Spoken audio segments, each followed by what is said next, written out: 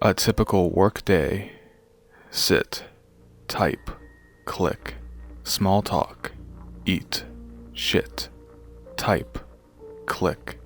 This is all I do all day at work. The horrifying monotony of it all can get a bit gruesome.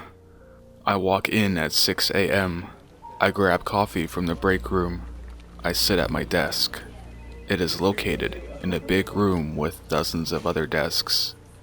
I stare at my computer for 8 hours. In between, I eat lunch in the break room. I have to engage in meaningless conversation with my coworkers. Then, at 5, I leave. It is a terrible way to spend the day. But home is worse. Sit, TV, eat, shit, TV, sleep. That is all I do at home. The only thing that changes is the TV channel. I sit on the same lumpy couch. I eat the same frozen dinner. I sleep in the same decrepit bed. If I can get 5 hours of sleep, I might be worth something in the morning, but I never can. There is one bright spot in this pit. Today, I am scheduled for a promotion. I walk into work at 6 a.m. like usual. I make myself some coffee. Then I sit at my desk. Like usual, I feel a terrifying presence behind me. It comes with the job. Whenever I'm sitting at the computer, I can feel a tall blackness hovering right behind my shoulders. If I turn and look, there's nothing there, but I know it exists. I picture it as an unnamed supervisor who monitors everything I do. It floats in the air, sucking the light from my cubicle. If I reach out, I could imagine I could touch it. It would feel like fog, except heavier. Everyone in the office has one, but no one talks about it. I named mine Fred. Fred floats menacingly behind me as I check my email. There's nothing important. Sally was fired yesterday, but I could smell her burning flesh when I walked in, so I wasn't surprised. Larry sent a mass email reminding us it was Tabitha's birthday. I'm sure I'll get a card on my desk sometime soon to sign. We're having baby pig instead of cake. It's Tabitha's favorite. I open one email from the boss. It's just a long video of a recent college grad screaming as he eats her whole.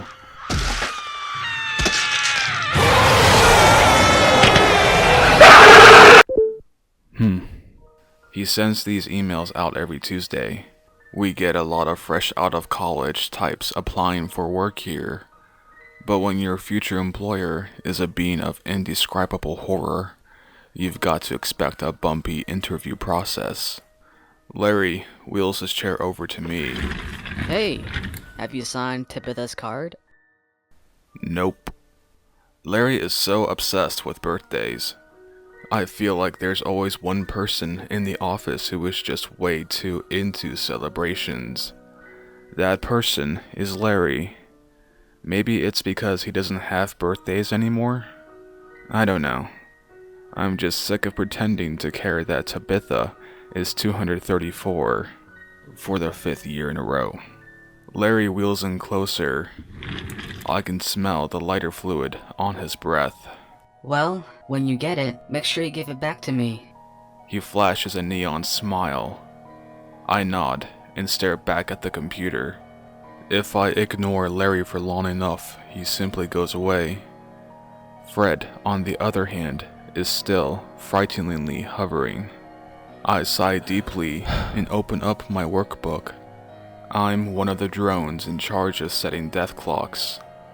It is painstakingly slow, especially considering how many damn babies are born every day. I already have over 1,000 entries, and it isn't even 7 yet. I click the first one and go about assigning it a time of death. I'm feeling extra ornery, so I only set it for 6 hours. Too bad, Zhao Li from China. I spend the next few hours enduring the horrific chill of Fred's breath on my neck and the immense boredom of doing my job. We have been told to vary death clocks so all the babies born today don't die at exactly the same time. I usually just do it randomly and based on how much I like the game. Ginger Watley, 82 years. Hayden Payton, 5 months. You know, that sort of thing. Tabitha's card mysteriously appears on my desk around lunchtime. On the front is a sleepy kitten. On the inside is the same kitten eating an eyeball. It says, "We've got our eyes on you, Tabitha." I sign it and add a few demonic symbols so she thinks I'm being sincere. I hand the card off to Larry, who is sobbing loudly. I'm about to get my lunch when the trumpet starts up. It rings 3 times, and then a voice of 1,000 screams proclaims, "Mike, report to the boss's office immediately." Shit. This is it. My chance for a promotion. I straighten my jacket and smooth my hair back. My horns are both sticking up in the same direction, so that's good. I have to be on my game with the boss. He has a finicky temper. I walk to the temple door. None of my co-workers are looking at me, which is protocol. Dave has slit his wrists as a good luck charm. I think I hear Polly whispering numbers. What a bitch. The temple doors are opened by the 2 gold statues, and I walk into the room. It is dark, lit only by 4 red candles on the floor. The walls are stained with blood. We really need to get maintenance in here. Sitting on a pentagram in the center of the room is the boss. He is picking his teeth with a finger bone. A half-eaten man is crawling on the floor. He is smiling. He must have gotten the job. The boss beckons to me with the viscera that is his hand. "Mike, come closer." I take a step into the temple, and the doors close behind me. Inside the room there is no sound, except the boss's hideous breathing. Thank you for inviting me in, sir. Yes. The boss burps loudly, and a cloud of toxic gas fills the room. I have been impressed with your lack of leadership, Mike. Thank you, sir. One of the golden statues hands me a decorative axe. I am thinking about promoting you. The boss shifts his enormous body towards me. His skin stays in one place, but his guts move around like jello. Do you want to be promoted? I place the axe over my stomach, as is appropriate. Yes, sir. The boss blinks his horrifying eyes, and the axe starts to push into my skin. Very well. Do you know the rules? The axe is cutting me in half, slowly. Yes, sir. You are no longer deciding death clocks. You are now carrying them out.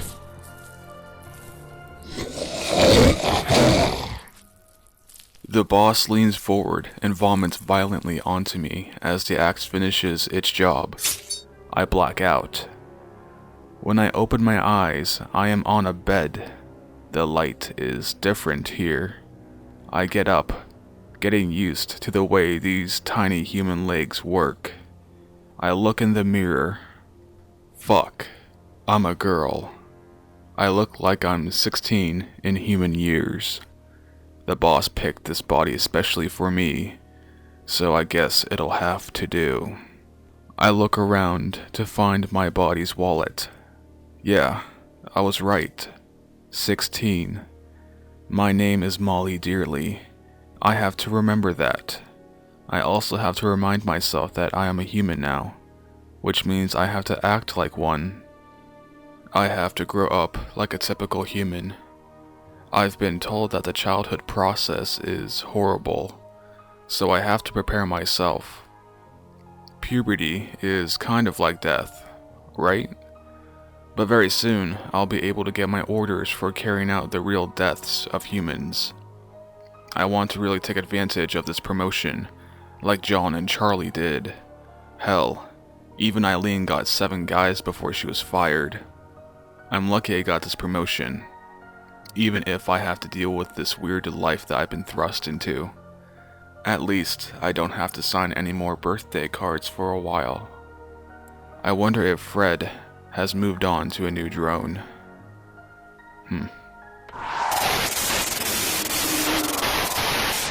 Hello, hey guys. If you liked the video, please press the like and subscribe button. I appreciate all the feedback. If you'd like, you can add me on Snapchat or follow me on Twitter, as I update frequently. This is probably my most edited video so far, so more than likely I won't be doing my stories like this, mostly because it's very time consuming. As far as video scheduling goes, I'd like to start making about 10 videos a month. I think that's a decent pace. And if you have any suggestions for future videos or would just like to discuss, leave a comment below. I read all of my comments. With that being said, happy Valentine's Day, guys. Thanks for watching, and as always, have a safe night.